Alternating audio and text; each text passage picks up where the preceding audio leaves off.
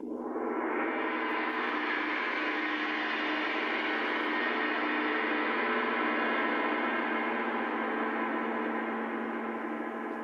in the workshop. There's been an almighty collapse. I've had to tidy up just to get to, well, not exactly tidy up. I've had to burrow my way to the end of the workshop. And I've got hours of clearing up to do. Because some people like Christmas, but they don't like clearing up after Christmas. It's April.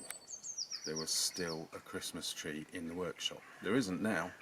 And come Wednesday, if people haven't moved that, it'll be going to the dump. Anyway, what we're doing in here? Well, I was going to show you some models. This one in particular. Well, I'm going to show you this one. Very strange, second-hand off eBay. It didn't say it didn't come with a box. It came in a polythene bag with the cover cut out, which is alright because I used to do that and I've started doing it again. But it looks like everything's there. Look, it's the elephant. How marvellous. Let's relax, calm down and enjoy some model making. This is why I do it, people. This is why I do it. Getting away from it all, what's the word? Meditative quality. And boy, do I need it right now. Well, it's definitely all there because the bag's sealed, which is really nice. And I'll poke around in the instructions in a minute. I wonder if this... They've probably still got photographs in there, haven't they? I really love that. And I'm going to spray it. And I'm going to spray it at the same time as I spray pretty much the same colour for the 25-pounder. My goodness, we're going low tech today, aren't we? Right, therapy time. My little blackbird friend has come to cheer me up. He knows when things are going badly. But anyway, just before I spray it, it's actually really nice quality plastic. And the colour is interesting. It's a bit chocolatey. I don't know if that will come through because the camera likes to adjust and be intelligent.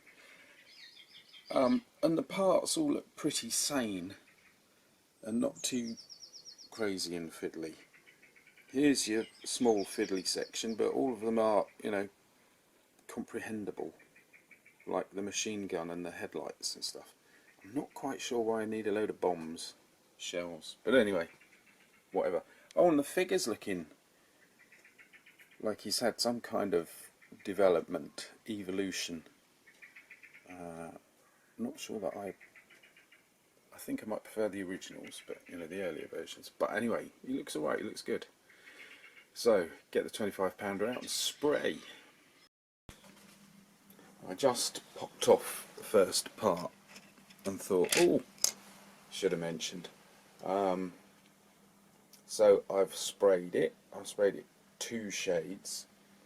This standard shade is Tamiya, and the colour is fantastic and the coverage is really good. But they need to sort their nozzles out because it comes out very spitty, and here and there I had to wipe proper blobs. And there's a bit at the back, I don't know if it will show up. It will in time, which has just left some little marks. Then back's the wheels, slightly different shade from Halford's, and the plastic is superb. It's not the rather brittle plastic of the early days. There's just enough softness to this. It makes it a little bit difficult to get the parts off the sprue so far, but it's cleaned up nicely, and it's just a joy to work with. One of the interesting things I've noticed is I've accidentally pressed a button on the camera, hopefully it's all still going, is there's a lot of interior detail, which, while very interesting, is a bit of a shame. There's an awful lot to the gun, which is nice. Radios, shells and all sorts. But it's always lost, isn't it? So that's... I mean, it must be about at least a quarter of the model is interior detail. But there we go, we will carry on. That's step one done according to the instructions. A bit gluey along there because that was a very soft fit. Obviously that cross piece excuse me, got a bit of a cold. That cross piece and this odd flooring help to brace the parts, so you know, you need them, so I slapped a load of glue on to keep it steady and sturdy, and I think I've got it vertical. Still a bit of flex there, but there we are, stage one, and it looks rather nice. Let's just have a look at that. Have a look at that. Big thing, wasn't it? Stage two, except for the wheels. I thought this was worth pausing on for a minute because the wheels will change an awful lot.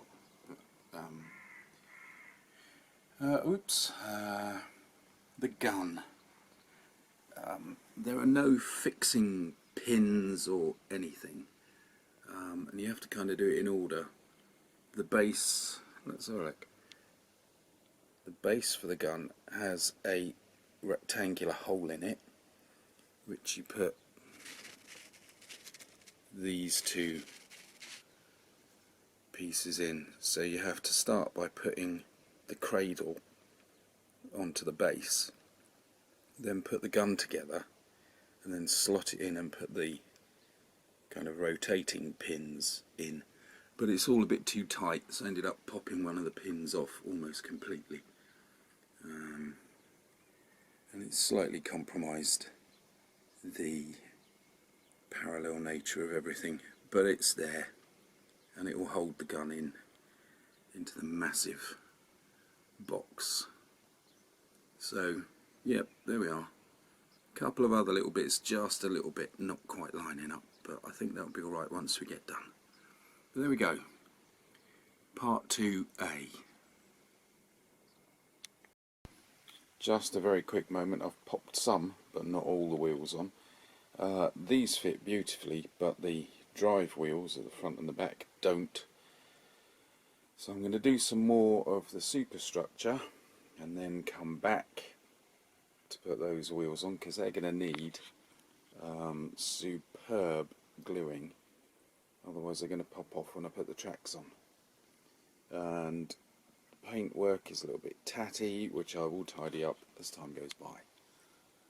So superstructure. It should be done by now. I thought this was going to be a quick sort of fix, but every time I get the model out, something goes wrong in the house and I'm needed elsewhere.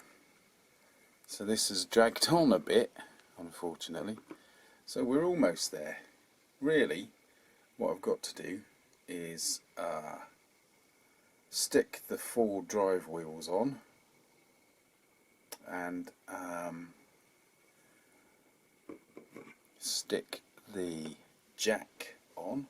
Can't imagine a jack working on this in any form. Then wrestle with the tracks, because they are going to be murder, and then stick the markings on, because I'm not going to put a camouflage on this one, and I'm going to avoid too much weathering.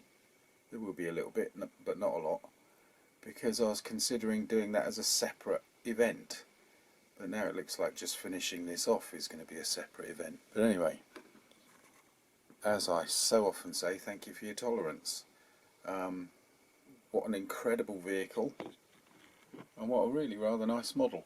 There has been one major problem, which I will talk about when I complete it, but apart from that it's alright. And I'll say this in the next episode as well, but I like the gun pointing up, because this really was designed to take a long range gun, and I think it looks great like that. The gun does move, but I daren't put it under too much pressure, because if things go on the inside, that's it. but it does move.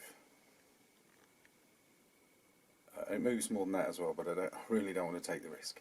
So this is where we're up to. So thank you for watching. End of part 1. Part 2, I hope, coming within a matter of days. There it is. What a beautiful monstrosity. So it really shouldn't have taken this long, but it has. And then I was romping around on the internet and I found this with its gun pointing proudly skyward.